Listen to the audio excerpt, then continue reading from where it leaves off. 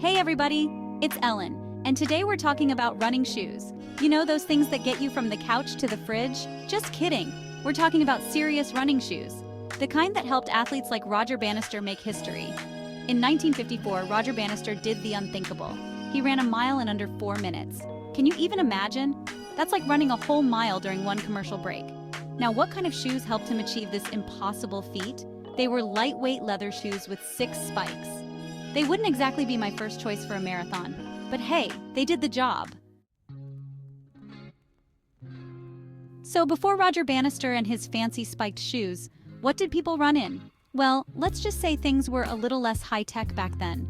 We're talking late 1800s, people.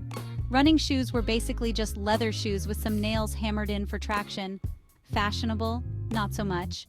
Effective? Well, they got the job done. These shoes were heavy and offered little to no support. Can you imagine running a marathon in those things? My feet are starting to hurt just thinking about it. Fast forward to 1917, a momentous year. Why? Because that's when plimsolls hit the scene. These were basically the cool older siblings of those clunky spiked shoes. Plimsolls had rubber soles, which was a game changer. Finally, some cushioning for those poor feet. Although, I bet those early rubber soles smelled fantastic after a long run.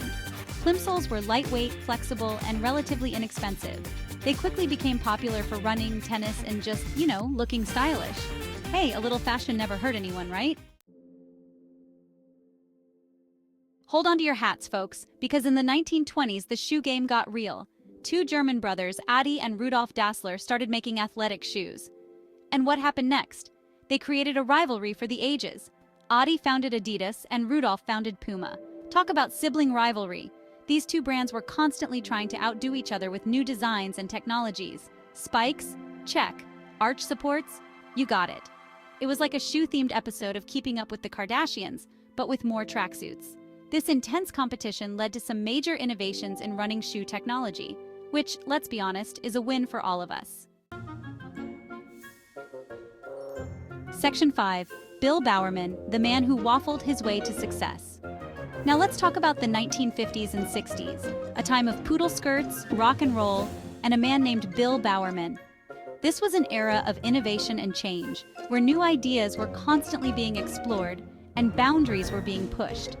It was in this vibrant atmosphere that Bill Bowerman began his journey. Bill was a track coach at the University of Oregon, and he was obsessed with making the perfect running shoe for his athletes. He believed that the right shoe could make all the difference in an athlete's performance. He spent countless hours experimenting with different materials and designs, always striving for that perfect combination of comfort, durability, and performance.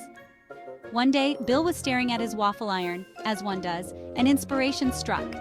He realized that the unique pattern of the waffle iron could potentially be used to create a new type of shoe sole. This was a classic eureka moment, where a simple household item sparked a revolutionary idea. He wondered if the waffle pattern could be used to create a lightweight, durable sole for running shoes. The pattern would provide the necessary grip and flexibility, while also being light enough to not weigh the runner down. It was a bold idea, but Bill was never one to shy away from a challenge. So he poured some rubber into the waffle iron, and voila! The waffle sole was born. This was a groundbreaking moment in the world of athletic footwear. The waffle sole provided superior traction and cushioning, making it a game changer for runners. Bill teamed up with one of his former runners, Phil Knight, and together they founded a little company called Blue Ribbon Sports. Phil shared Bill's passion for innovation and excellence, and together they set out to revolutionize the athletic shoe industry. Blue Ribbon Sports, which later became, drumroll please, Nike. Yes, the same Nike that has become a global powerhouse in the world of sports and fashion. Their journey from a small startup to a billion-dollar company is a testament to their vision and determination. You know, the company with the swoosh that's worth $1 gazillion? Yeah, that one. Today, Nike is synonymous with innovation, quality, and performance. And it all started with a man, a waffle iron, and a dream. Bill Bowerman's legacy lives on in every pair of Nike shoes, reminding us that sometimes the most revolutionary ideas come from the most unexpected places. Section 6. The Me Decade, EVA, Waffles, and Running Shoe Mania. The 1970s were a wild time. Disco was king. Leisure suits were all the rage, and running shoes? Well, they were having their moment in the spotlight too. New materials like EVA foam revolutionized cushioning. Remember those hard, unforgiving soles of yesteryear? Say goodbye to those. EVA foam was like walking on a cloud, okay, maybe a slightly firm cloud. And who could forget the iconic waffle sole, which became synonymous with running shoes? Those things were everywhere. It was a good time to be afoot, let me tell you. Section 7. Stability steps in, supporting runners from the ground up. As the 80s and 90s rolled around, people started to realize that maybe, just maybe, running wasn't all sunshine and rainbows. The running boom of the 70s had led to a surge in the number of people hitting the pavement. But with that came a rise in running-related injuries. Some runners were getting injured and they needed more support than a simple EVA foam sole could provide. Enter stability shoes. These innovative shoes were designed to offer the extra support that many runners desperately needed. These bad boys were designed to correct overpronation, which is when your foot rolls inward too much when you run. Overpronation can lead to a host of issues, including shin splints, plantar fasciitis, and even knee pain. It's a thing, trust me. Overpronation is more common than you might think, and it can seriously affect a runner's performance and comfort. That's where stability shoes come in. Stability shoes featured all sorts of fancy features like medial posts, dual-density midsoles, and heel counters. These elements work together to provide the necessary support and stability to keep runners' feet in proper alignment. They weren't always the prettiest shoes on the block, but they helped keep runners injury-free, and that's all that matters, right? Over the years, stability shoes have evolved, becoming more stylish and comfortable, while still providing the essential support that runners need. So, whether you're a seasoned marathoner or just starting out, stability shoes might just be the key to keeping you on your feet and injury-free. Section 8. Barefoot Bliss. The minimalist movement takes off.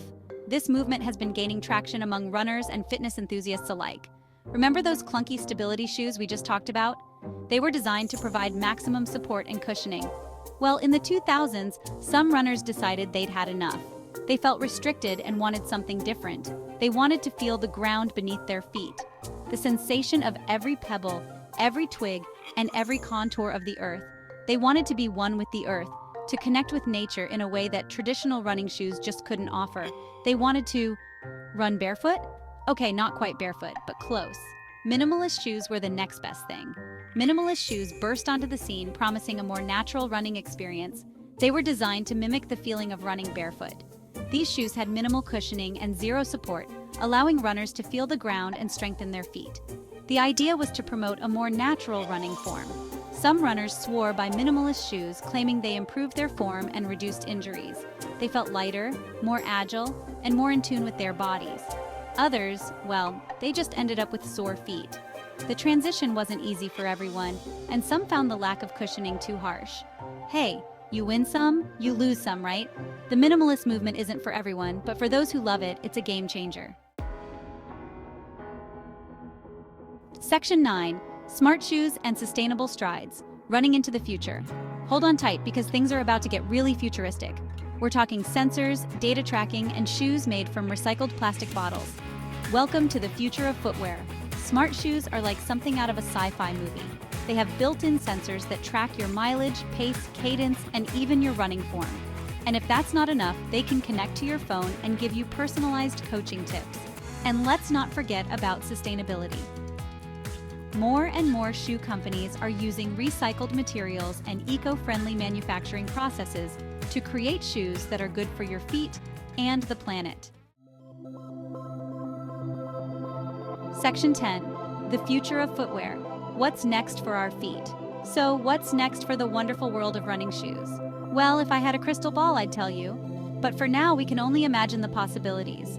Will we be running in self-lacing shoes like Marty McFly?